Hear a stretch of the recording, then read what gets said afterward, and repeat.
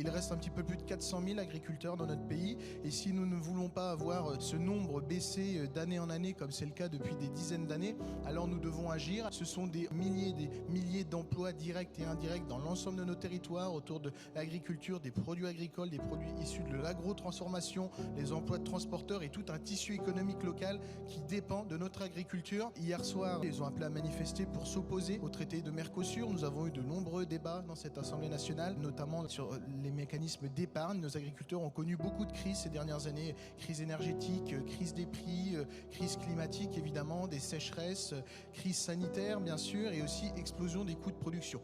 Si nous voulons avoir une compétitivité en France pour nos agriculteurs, si nous voulons avoir une compétitivité vis-à-vis des autres pays, si nous voulons protéger nos agriculteurs, alors nous devons agir d'un point de vue fiscal. Nous avons toujours au Rassemblement national su soutenir les agriculteurs lors du projet de loi d'orientation agricole, lors de la loi Duplon-Menonville. Ces deux lois, elles sont passées grâce aux voix du Rassemblement national et ils le savent, ils pourront toujours compter sur nous, parfois même face aux oppositions de la gauche qui, on le sait bien, souhaitent une décroissance agricole qui est évidemment pas souhaitable et malheureuse.